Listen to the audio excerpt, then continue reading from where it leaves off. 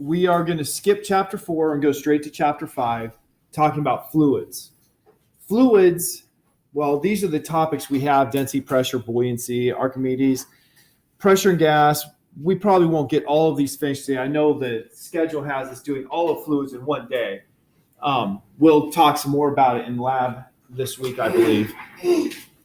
But fluids are anything that flows. So we all think about water as a fluid, right? Everybody knows water is a fluid. But we have other things that flow, like the air around us flows. So air is also a fluid. Now, if we talk about matter, there's the common states of matter. What are the 3 common states of matter? Gas, liquid, and solid. Now, the difference in gas, liquid, and solid is probably a little more than we're going to talk about in this class in terms of why they're different. But solids have a fixed shape, right? They don't flow at all. Fluids flow.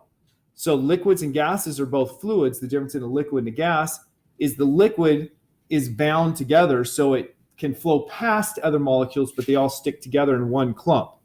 Whereas in a gas, the molecules are pretty free to move. Now, things that we use to define these, well, one of the properties is the density. We use other things too, especially when we get to chemistry. We'll talk about chemistry as well as when we're talking about geology. We talk about the color as a way to describe something. You know, this element has this color, this gas has this color. We talk about how hard they are, the hardness, the Mohs hardness scale. Diamond is a 10, sapphire is a 9. And you have different hardnesses, different things that we use to differentiate the properties of materials. And one of the important ones is density. Density is defined as mass divided by volume. So we know very carefully now what mass is. So tell me, what is mass?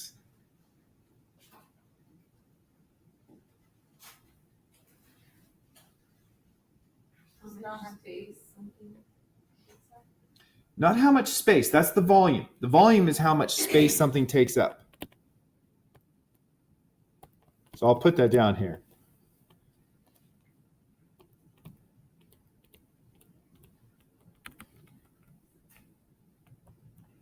That's a takes there. You can totally read takes. Were you going to say, Leslie? I was going to say it's kind of similar to it, except this one does not have to do with gravity. I don't know what the exact term is to describe it. It's just like quantity. Well, that was perfectly accurate. Let me make sure I get that in there. Like a quantity, a certain kind of quantity, I guess. The way we say it is how much matter is present, Okay. because there isn't a great way to say it. Okay. So it's how much matter is present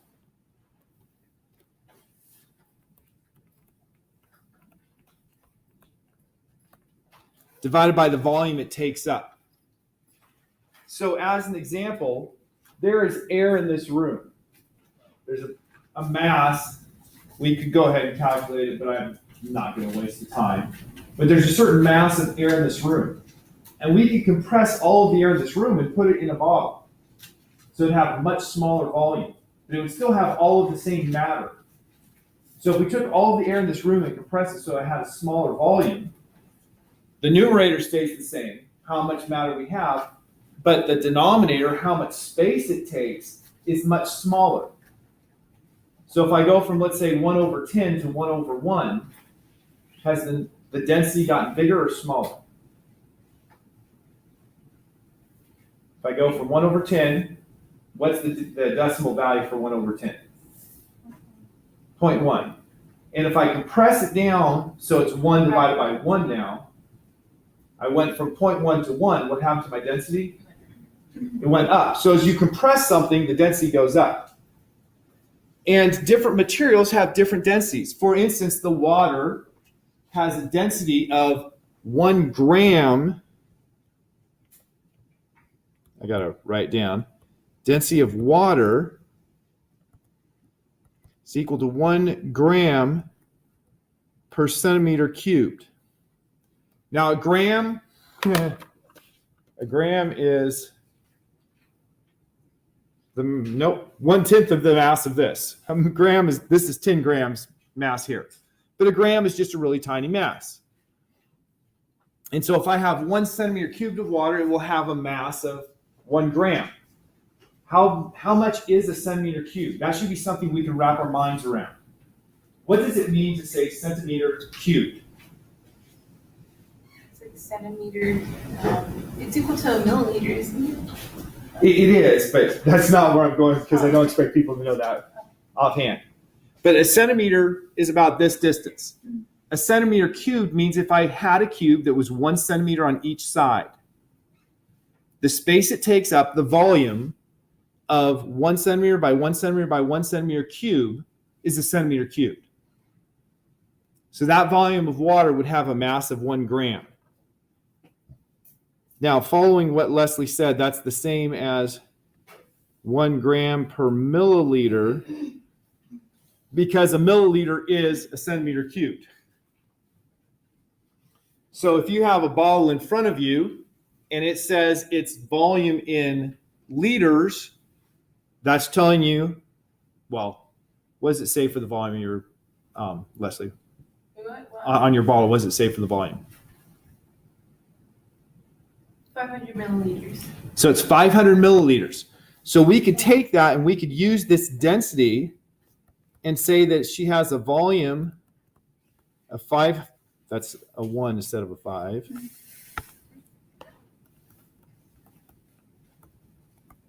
Volume of 500 milliliters. The density is the mass over volume. Something to just to keep you on your toes. The symbol we use for density is the Greek R. The Greek R is that. It's pronounced rho, and that's the density. So the equation we use for density is equal to, what's the symbol we use for mass? This one's really easy. M. So density is mass over volume. So if I know the density is 1 gram per milliliter, and I know the volume is 500 milliliters, I can just solve this equation to say mass is equal to density multiplied by volume.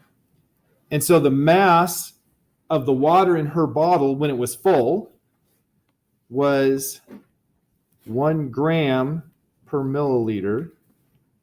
Multiply that by 500 milliliters. And it gives us 500 grams, or 1/2 a kilogram. So when she got that new at the store, it should have had a mass of 1 kilogram of water and probably a mass of 1/2 gram of plastic or so, Very low mass in plastic there. So the density helps us relate how much matter, how much mass there is to the volume. And it is, like I said, useful. Something like, you look at the glass in the window. There are lots of things that look like that at first glance. When I was doing my master's research, I was doing research on sapphire. And sapphire, unless it has impurities, is a very clear glass. It doesn't have color. You have to put impurities in to get it to have color. Right? If you put chromium, then we actually call it ruby. Chromium is sapphire that has, or ruby is sapphire that has chromium impurities. To get other colors, you put in like iron or, cobalt, cobalt. I get the computer language cobalt and the element cobalt confused when I speak. It's crazy. Those are what give sapphire the gemstone colors you're used to seeing. So when I was doing this research with the sapphire, one of the first things I had to do was determine, now, is this sapphire or is it something else that looks the same? It could have been glass. It could have been polymethyl methacrylate, otherwise known as plexiglass. Plexiglass is a polymer. It's a plastic that looks like glass. And that's what they use for things like, the big glass tanks for sea life. they used plexiglass, trade name lucite, or plexiglass. It's both cases polymethyl methacrylate. And so I had to determine, what is it? And so the first test I would do is simply measure the density. Another test I would do is measure the speed of sound in it. A third test I would do to make sure it was the right orientation was actually looking at where the atoms are with something much more sophisticated. But I did a number of tests just to verify, yes, this is the kind of it's sapphire, and it's the kind of sapphire I'm supposed to be using. So density was one of the important things I used. What is a dense material to you? What do you think of when you think of a dense material? Material that has a large mass for a small volume. Okay. Think of the opposite. Lead is what we usually think of as a very dense material. It turns out that lead's not all that dense. Gold is much more dense than lead. Why don't we think of gold? Here's the easy answer. I've got bricks of lead back there. I sure as light don't have bricks of gold, right? There's a rarity to gold that gives it a very high price. The most dense materials that we know of are right next to each other on the periodic table there. If you look at the sixth row, right in the center, you see OS and IR, osmium and iridium. Those are your most dense materials. They are not common at all. And so, lead is a common dense material. Gold is much more dense. If you look 2 over from iridium, you see AU, that's gold. And if you look 1 further from gold, that's Hg, that's mercury. Mercury is also very dense. It's in a fluid form at room temperature, but it's still quite dense. So one of your homework problems talks about iron floats in liquid mercury, but not in water. Why? Yes, Hg. Did I not say Hg? No, I just didn't. Okay. Yeah, I certainly intended to say that. So one of the things we're going to have to learn is, why do things float? Here's the density of liquid mercury, 13.6 grams per centimeter cubed. 13.6 times the density of water. So that means if I had 13.6 times the volume of water as I had mercury, then they would have the same mass and thus the same weight on Earth. It's kind of shocking when you think about how different that is. Next thing that we're going to talk about is pressure. Now, we've talked about force. Pressure is related to force. Pressure is a force distributed over an area. So if I stand on the floor, I have the weight of my body that's being supported by the floor. So there's a downward force from my body on the floor, an upward force from the floor of my body. But that force is spread out over the area of my shoes. And so we talk about the pressure that's the force divided by the area that it's spread out over. And so I can calculate, if I know what the area of my shoes are, what the pressure is that I put on the floor. And of course, we're not going to worry about calculating the pressure I put on the floor. What we will do is say, just a very simple example. Let's suppose that I'm going to go with Ivy. Let's say that Ivy is going to go to the education banquet this week. Are you? I don't even know. I don't know if it's only seniors that go or if it's everybody or what. But Ivy's going to go to that education banquet. She's going to dress up. So she's going to wear her stiletto heels because that's the way she rolls. And so she walks in, she's talking to somebody, she leans back and puts her weight on the heel of that stiletto. Then she puts a whole bunch of her body weight on a tiny little area. What's that going to do as far as pressure compared to normally when she's wearing flat shoes and has her weight spread out over all of the shoe? what's going to happen to the pressure, which leads back in that stiletto heel, as opposed to being around the shoe? It increases. And because the area of that stiletto is really small, like maybe 1/100th of the area of her shoe, the pressure goes up by like a factor of 100. Is that a good thing? No. If you had your hand down there, you'd say that's definitely a bad thing. And you might have seen floors where you see the divots from the heels of people wearing high-heeled shoes because they put so much pressure on, it's more than the strength of the floor can take, and it deforms the floor. So pressure, force, divided by area. We have a new name for that. The units should be units of, what's our standard unit for force? Let's go through this. What's standard unit of force? A Newton. And the standard unit for area, that'd be distance times distance. So what is distance, standard unit? Meters. And so distance times distance is meters squared. So the standard unit for pressure should be a Newton per meter squared. But because we use it so much, we give it a new name, a Pascal. PA for Pascal. So we measure pressure in pascals. Not the only unit, but that's the standard unit. Let's talk about some other units. We live in America. By the way, I do not call it America, even when I'm talking about silly things like our units, because I find that demeaning, just to make sure we're clear. In America, what's the unit that we use for force? If I weigh myself, I weigh it in pounds.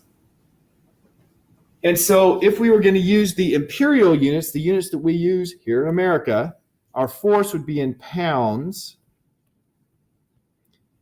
And then, of course, the unit for distance could be different things.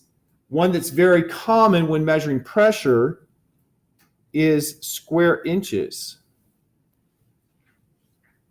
So pound per square inch is another common unit for pressure. And it's so common, I think I mentioned this in an early lecture, just kind of as a passing statement, that we could give this a name, a PSI, which is simply an anagram, pounds per square inch. So the PSI is really standing for how you say this, pounds per square inch. So when you put air in your tire, you put in a pressure, an air pressure in PSI. So it might be 32 PSI, 34 PSI, it depends on your car's weight and whatnot, what the standard is you're supposed to use. But you're putting in a certain pressure, so that's the force per area that the air is putting on the tire.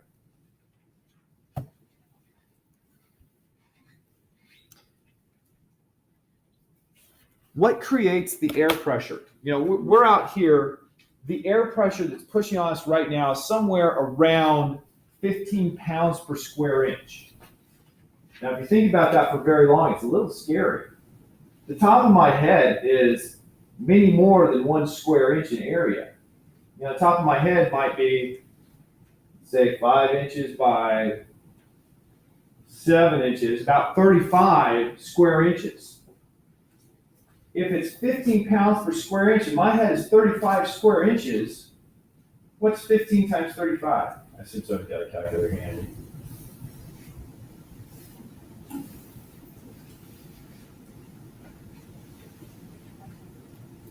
What was that? 525.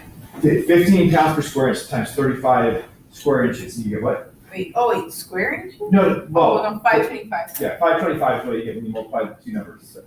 I'm just going to believe her. So I have 525 pounds of force pushing down on the top of my head just because of the air. Is that kind of scary? Doesn't it seem that should crush me? Because if you put another 500 pounds on my head, my neck would really hurt. In fact, I don't do headstands anymore because my neck hurts when I do a headstand. That's less than 500 pounds, believe it or not. So the air is really pushing in on me. The air is also pushing the side of my face. The air pressure in general, always puts a force that's into an object. So I also have air pushing in on the sides of my face. If there's no air pressure, what would my face do? It would puff out because it's used to having stuff pushing in on it. Now, people used to talk about what would happen if an astronaut had his space suit depressurized. And we have things like, the eyes would bug out, because you don't have the air pressure pushing in the eyes. In fact, if you've seen the original Total Recall, when Arnie is cast out on the surface of Mars, which has an air pressure that's about 1/100th the air pressure on Earth, his eyes start bugging out. And then, in a matter of seconds, this atmospheric generator that they turned on increases the pressure to a point where he normalizes. It's pretty incredible. By incredible, I mean impossible. But they have actually had some failures where they know what would actually happen.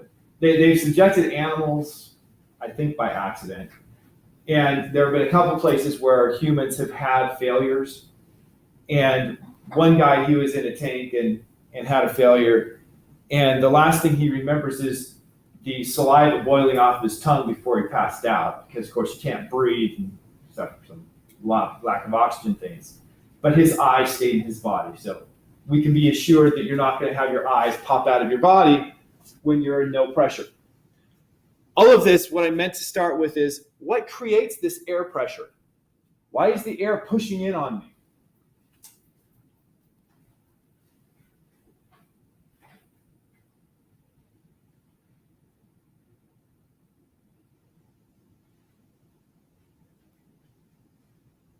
No ideas? What do you say? Probably not right. Something to do with the atmosphere?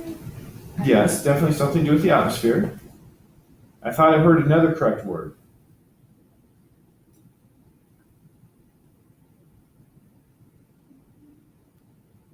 Looking for ideas. Gravity? Yeah, gravity. Gravity is a force that attracts matter. Gravitational force, the chapter we skipped. As we understand it now, we understand that gravitational force is attractive between all objects with mass. So that means every one of you is being attracted to everyone else in the classroom. The force of attraction between you and another person is very small because you have relatively small mass. The Earth has a really large mass, and that's why we have a large force of attraction between objects in the Earth. The force of gravity decreases with distance, so when things are farther apart, it's a weaker force. Well, all of the air above us has mass.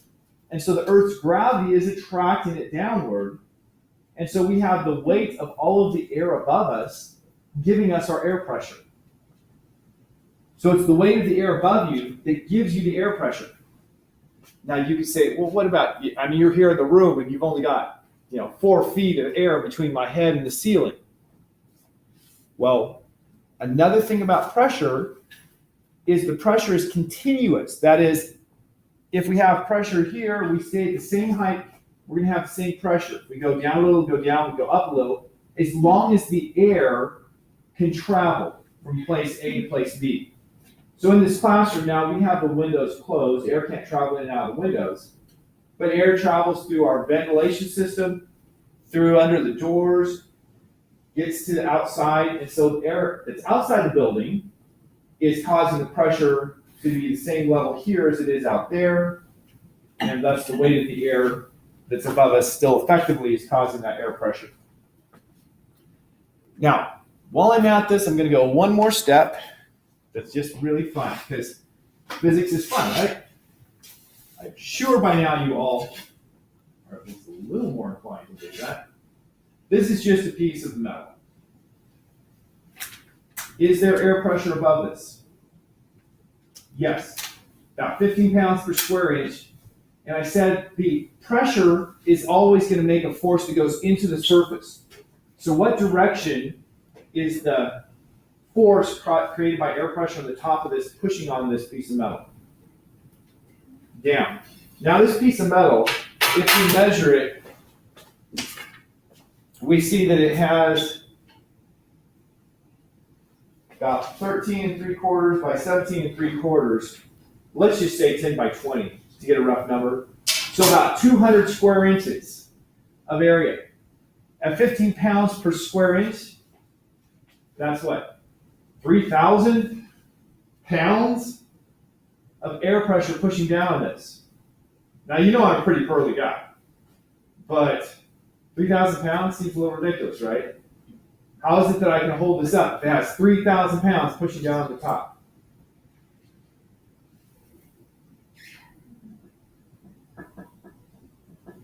You can hold this up too, just for the record. It's not any feat of strength.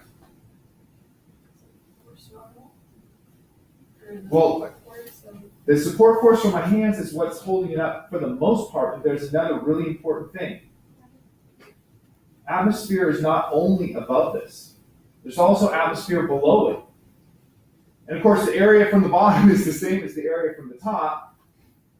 And so the atmosphere is also pushing up on the bottom at about 3,000 pounds. So what's the net force created by atmosphere? It's about zero. It turns out it's not exactly zero. Because if I go from this height to this height, there's a little more air. And so the pressure down the bottom is a little bigger than the pressure on the top. So it's actually the air pressure is causing what we call a buoyancy, a buoyant force that's lifting it up. So my upward force that I have to use to hold it is actually a little less than the true mass times g of this, because of the air pressure on bottom being slightly higher than the air pressure on top. Now, with all that said, this here is a piece of rubber. We physicists love our simple things. Let's love toys. It doesn't have to be simple. So this is a piece of rubber. I put it on here. Now, I'll ask Sam to come on up here. Sam, if you had come talking beforehand, you could have explained this and could have gotten extra credit. But now you're just going to help me out for the love of business. So, go ahead and lift this straight up. Okay, what kind of evil magic is Sam using right now? How's he able to lift it up? Okay, sit down. It's not stuck to it anyway. No, it's not a magnet. Well, this is aluminum, that wouldn't prove anything. Of course, this is too nice, don't stick to this either. How's he able to do that? Actually, let's do one more thing. This is fun. Let me hold this down and you lift it up and see if you can take it off. But you have to lift straight up. Don't cheat like I was doing. That's not what I was doing.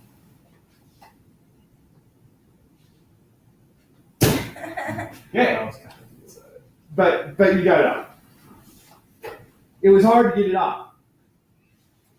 Why?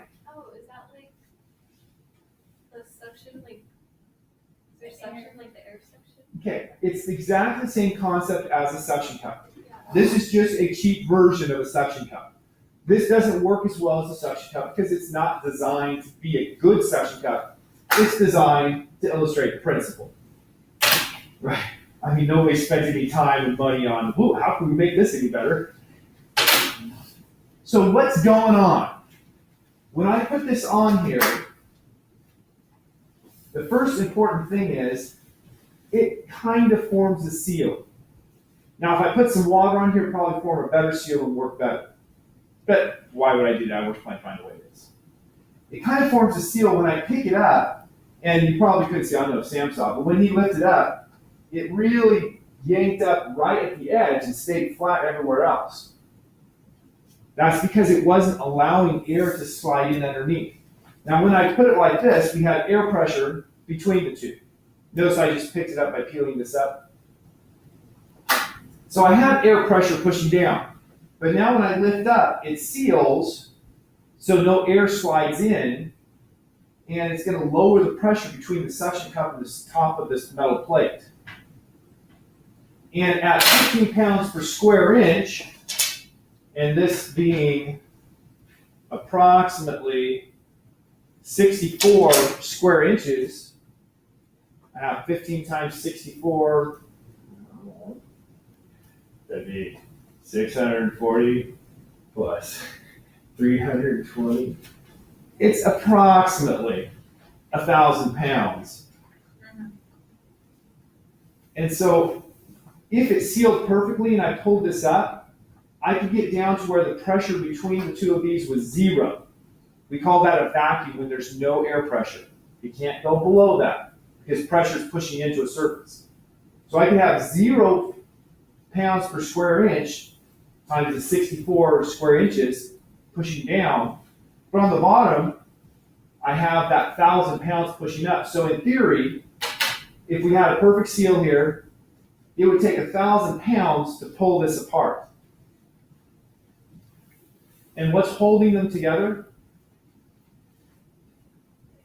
Air pressure. Kind of shocking, isn't it? So if you go, nobody's all, this is the kind of stuff that I did, right? And I was like, wow.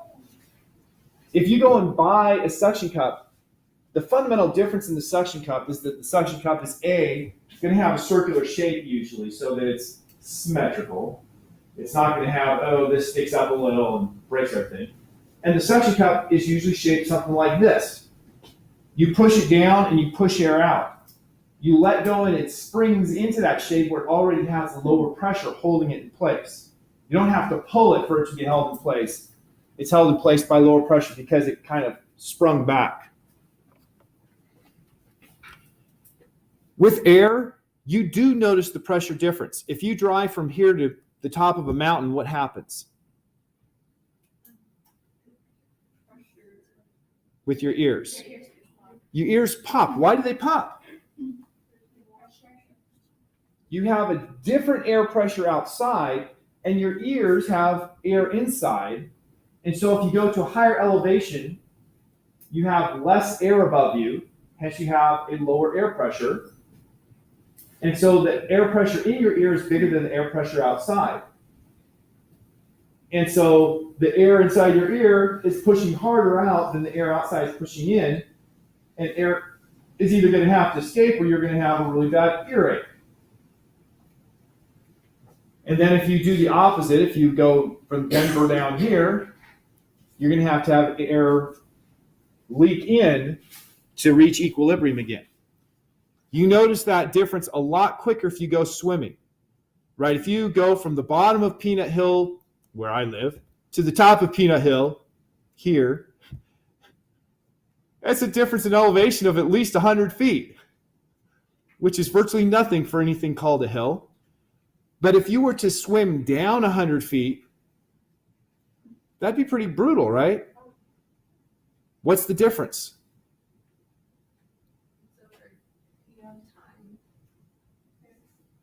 Not the time, it's the density. Going back to where we started. Water has a density of 1 gram per centimeter cube or 1,000 kilograms per meter cube. Air has a density that's somewhere like 1.3 kilograms per meter cube. So it's like around 1/800th the density of water. Or water is about 800 times more dense than air. These are just rough numbers, by the way. I didn't look them up carefully. So that means if you go down 1 foot in water, it's about the same as going up 800 feet in air. So the pressure changes much more rapidly in water. In fact, if you go down in water a distance of 10 meters, it pretty much will raise the pressure on you by 1 full atmosphere. Just 10 meters. So it's because of its higher density that the pressure changes much more significantly in water than in air.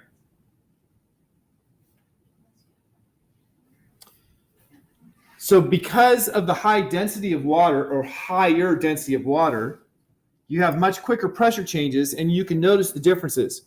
I didn't pull out this demonstration because of time, but I have a demonstration where I have holes high and low in a water vessel. Where do you have higher pressure? Down low or up high? In water. Down low. But outside, the pressure change in air is going to change very little if I have a container that's only this tall. So the pressure outside is about the same, but the pressure inside is much greater about the bottom. So if I look at a little segment of water, if I look at a little segment of water here, on the outside, it has air pressure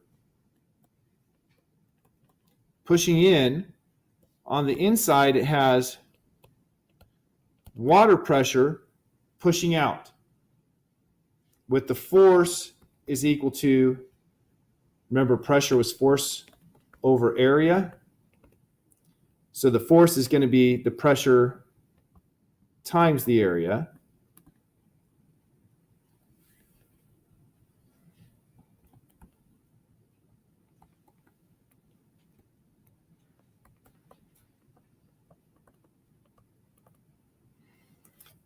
And of course, air pressure is going to be less than water pressure if I go down in water, so I'm going to have a bigger force pushing out than I have pushing in. If I have a net force that's not zero, what has to happen?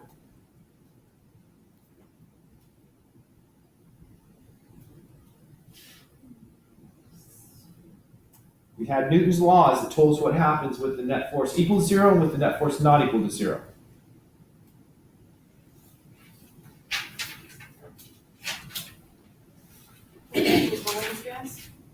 If I have a net force that's not zero, what has to happen to an object?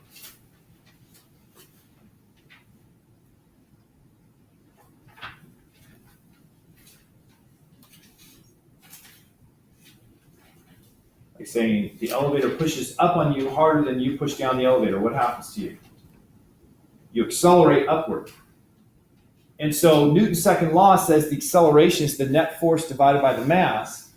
So that water that has water pressure on the inside making a big force out, air pressure on the outside making a smaller force in, has an acceleration outward. And so that's why the water comes running out or spurting out. And at the bottom where you have a higher water pressure, it has a bigger force pushing out, hence a bigger acceleration. It comes out faster. Question? Is that the case every time when the forces aren't equal to zero, the acceleration always goes up? Or well, the acceleration is always equal to the net force over mass. So yes, if the net force is bigger, for the same mass, you're going to have a bigger acceleration. Okay, already talked about that. So how do we determine the pressure? We learned that it has to do with the weight above us. And without going through the derivation, the change in pressure, this said liquid pressure here, is equal to, it says weight density times depth.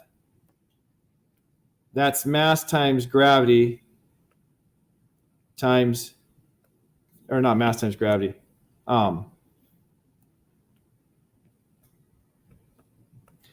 It's density times the acceleration of gravity. That's why it says weight density times the change in height.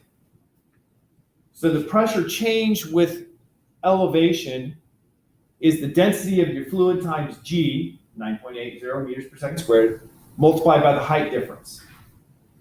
So we could compare water versus mercury. Mercury has a density that's 13.6 times higher than the density of water. So if I go down 1 meter in mercury, the pressure will increase by 13.6 grams per centimeter cubed times 9.8 meters per second squared times that 1 meter. If it's water, it's just 1 gram per centimeter cubed times the same values. The pressure as I go down in water will be much less changed than with mercury.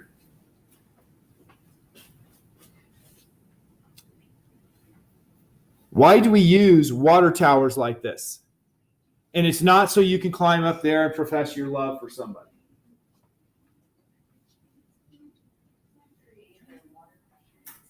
That's exactly right. It's to create a water pressure.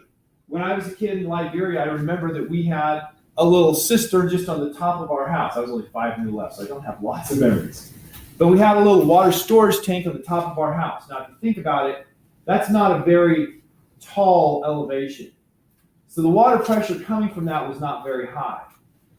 But we could calculate that pressure if its elevation was 15, well, let's say its elevation was 4 meters, then that little cistern on the top of our house would have had a pressure difference Water is 1,000. 10 to the third is a quick way of writing 1,000. Kilograms per meter cubed times 9.80 meters per second squared times a height of 4 meters.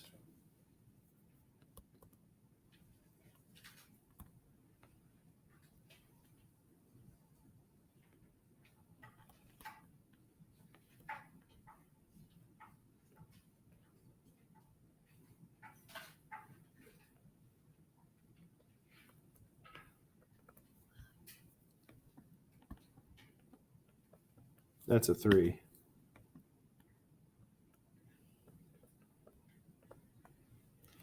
So that's the pressure difference that was increased by having the water that high.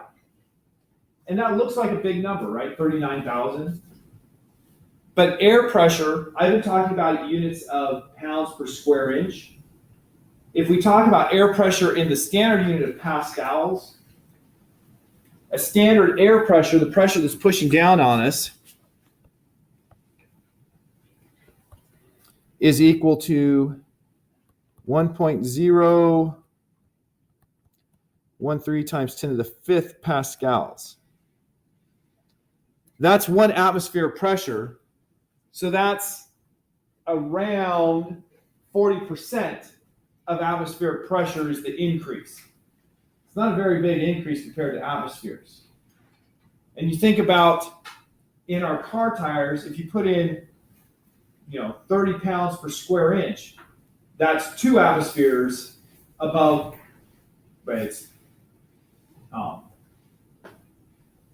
when you put air in your tire, you're measuring what we call the gauge pressure. Gauge pressure means the pressure difference between what you're measuring and a standard. That standard is the atmosphere. So if you put 30 pounds per square inch, that means you're 30 pounds per square inch higher than the air pressure outside. And 30 pounds per square inch would be 2 atmospheres, because that's 2 times 15 pounds per square inch atmospheric pressure. So you have added 2 atmospheres above, or it's 3 atmospheres total pressure inside the tire.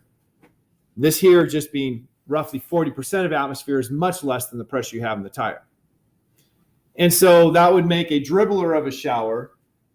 None of you are IRR majors, but if you go out camping and use a little camp shower, you hang that thing like a foot above your head, it doesn't give you much pressure at all, right?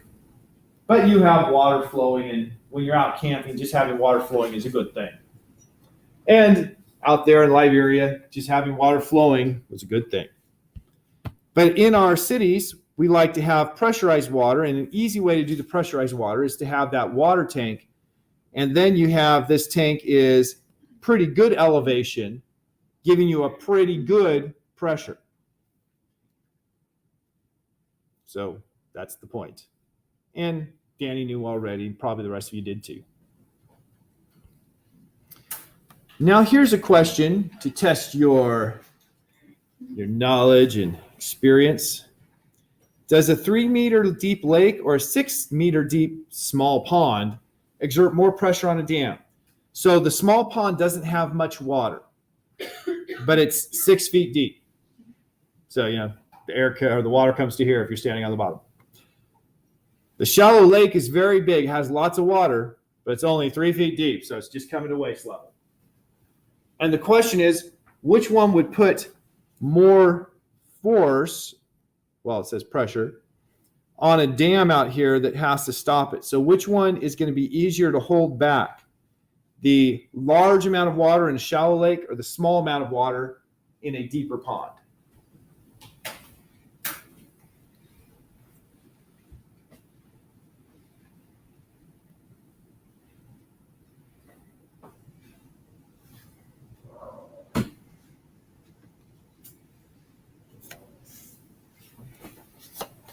Okay, everyone's answered. And we had an even split. Don't answer again, okay? Good. We had an even split. At least I checked before I hit the forward button. So turn to your neighbor and discuss your answer. If your neighbors agree with you, find somebody who disagreed with you so you can find a different opinion.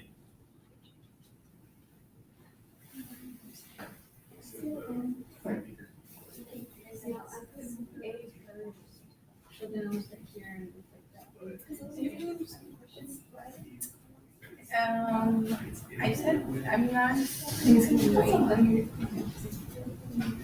it's I think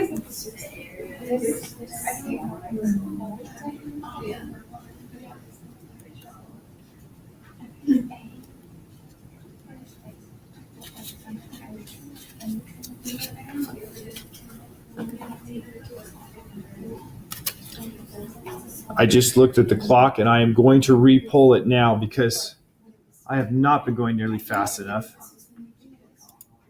So go ahead and answer a second time.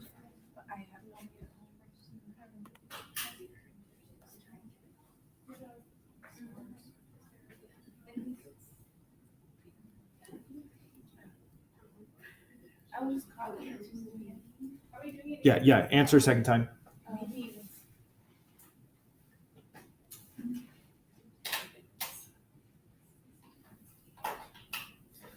Okay, this time we had a split that made it so the 6 meter depth had a majority.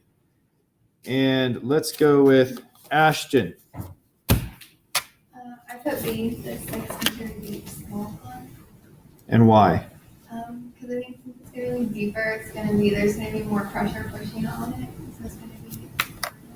Okay, that's the perfect answer. We learned that the pressure difference is rho g delta H. And the force that's necessary is pressure times area. So the maximum force you need, the force at the bottom of the dam, is the pressure times the area, thus the density of water times G times the maximum height times the area down there at the bottom. So the deeper it is, the more force you're going to have to hold it back.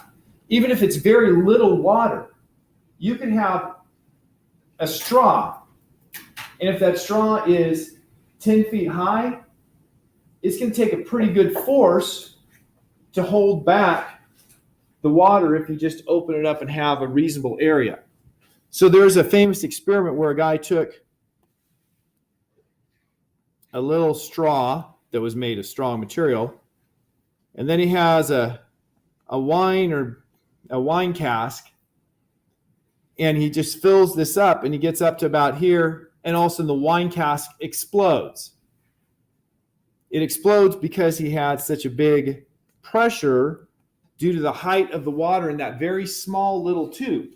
The weight of the water, very tiny.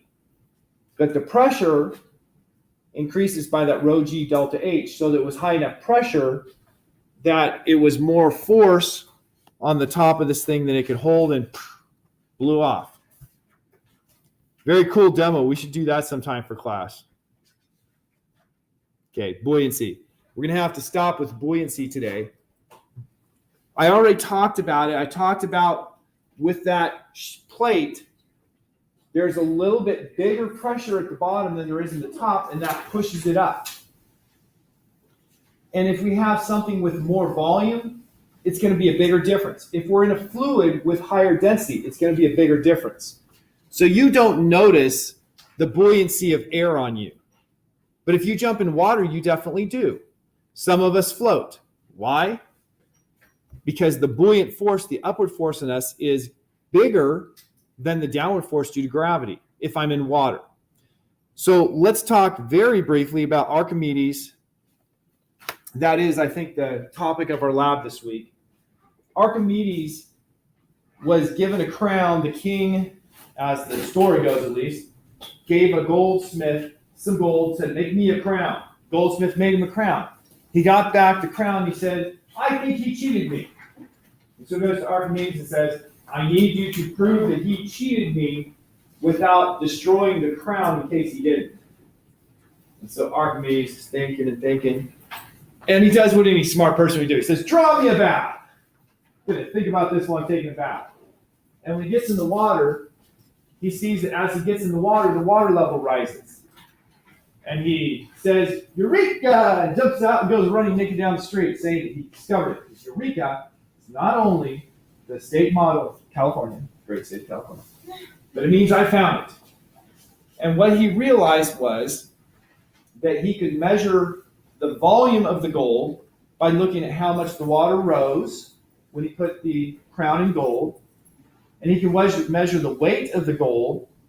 And so taking those two, he determined the density of the gold. And if it's not the density of gold, well, then he knows that there's something wrong.